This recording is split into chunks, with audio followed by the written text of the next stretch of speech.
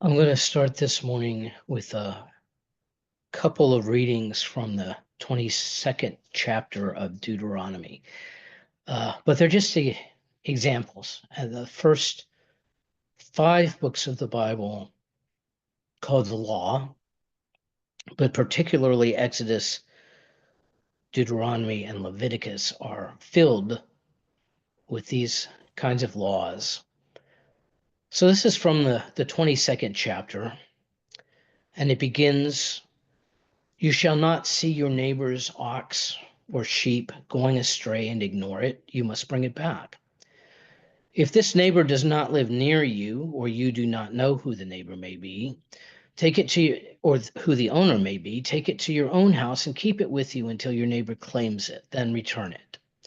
You shall do the same with a donkey. You shall do the same with a garment, and you shall do the same with anything else which your neighbor loses and you happen to find. You may not ignore them.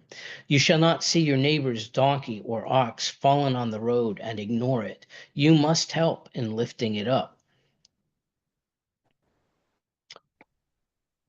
And those things make sense ethically, morally. They're consistent about how to treat our neighbor as Jesus calls us to do.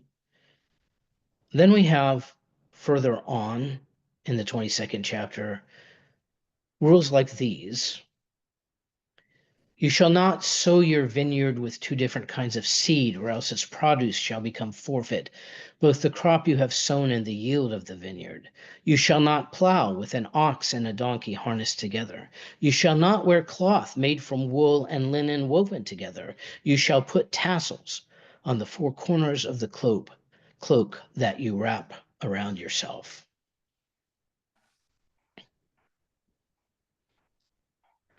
Some of the laws of Moses are filled with intricate and even excruciating detail, like these instructions for constructing the tabernacle that accompanied the Israelites in their 40 years in the desert. I've tried to choose a set of instructions that will make sense, and yet at the same time, I'm going to read them more or less quickly so that you don't fall asleep during this period. Also make sheets woven of goat hair for a tent over the tabernacle.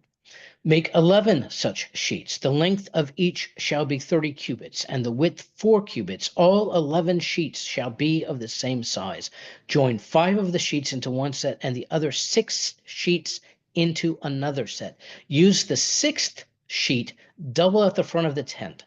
Make 50 loops along the edge of the end sheet in one set, and 50 loops along the edge of the end sheet in the second set. Also make 50 bronze clasps and put them into the loops to join the tent into one hole. There will be an extra half sheet of tent covering, which shall be allowed to hang down over the rear of the tabernacle. Likewise, the sheets of the tent will have an extra cubit's length to be left hanging down on either side of the tabernacle to cover it.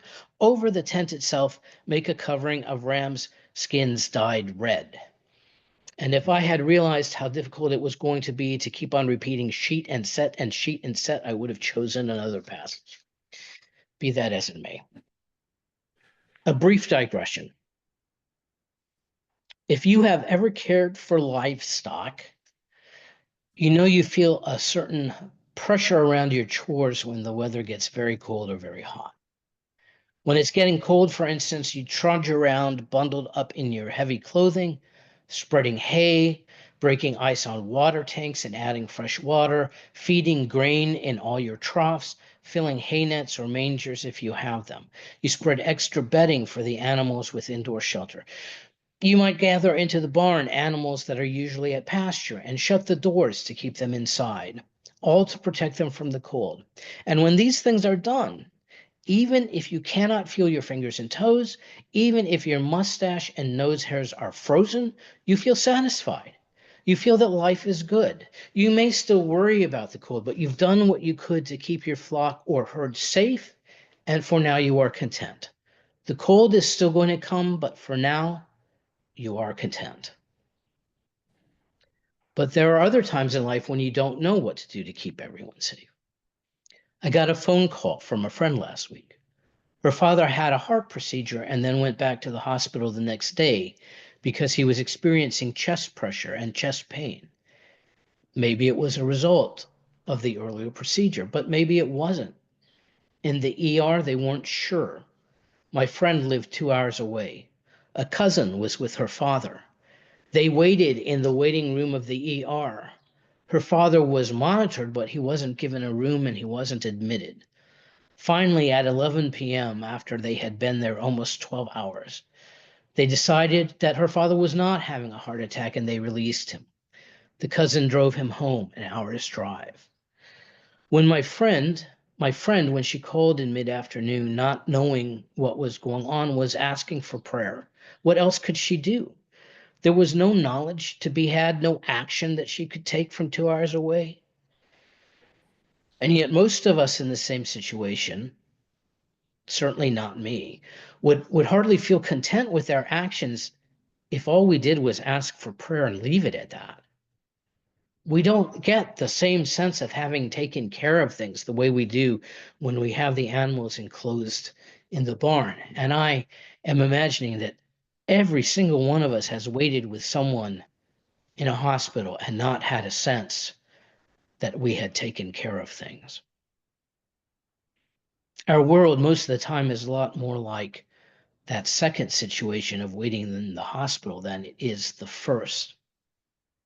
A lot of fires we don't know how to put out, a lot of needs we don't know how to meet, times of bewilderment and confusion when we simply don't know what we can do to allow ourselves to be God's hands at work in the world.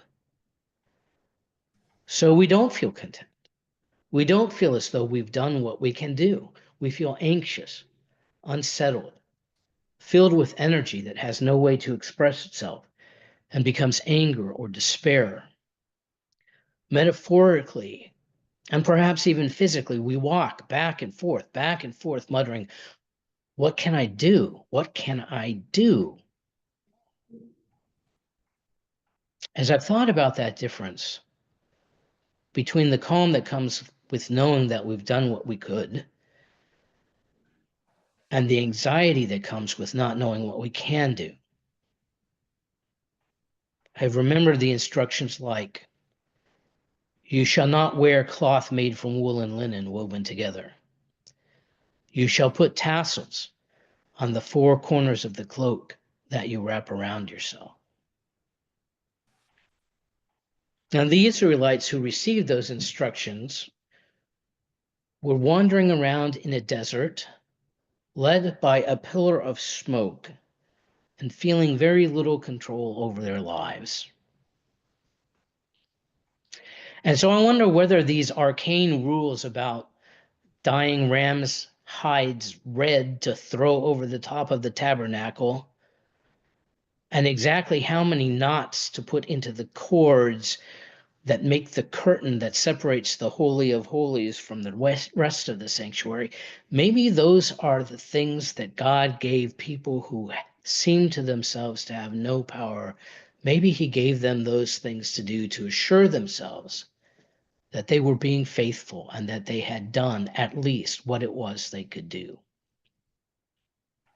And maybe we need the same kinds of things in our life, not tassels, not separating wool from linen, but other things.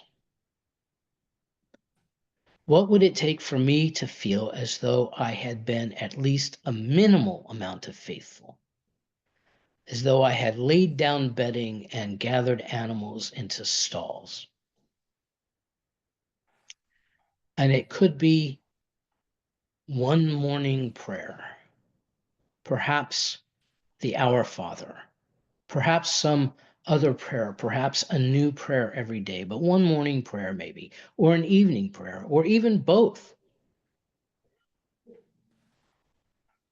If what ails us is political and social concern, maybe to find one of those ubiquitous instructions about how to make contact with our elected representatives and to make a phone call a day, or to write a letter a day, or maybe 3 letters a week, or 3 phone calls a week, but to write it out, to say to ourselves, this I am going to do every week, 3 phone calls to my elected representatives.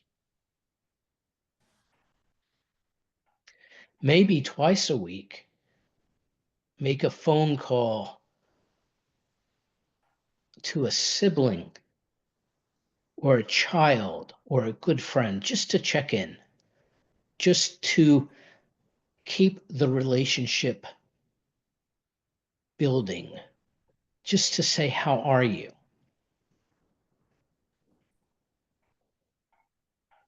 Maybe adopting a spiritual discipline,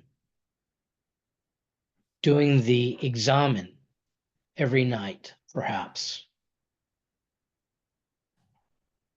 fasting every 2 weeks. I hate fasting. That's not one I would choose, but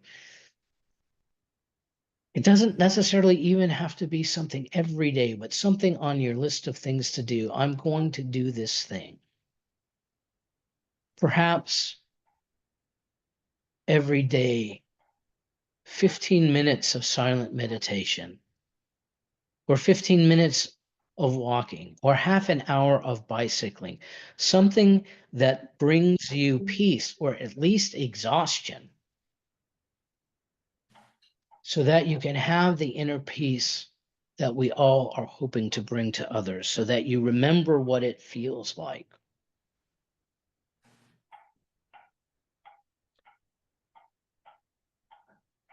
Just some kind of list, some kind of tassel, some kind of separation of fibers, so that you can say, I was faithful. I did at least the minimum of what I could do.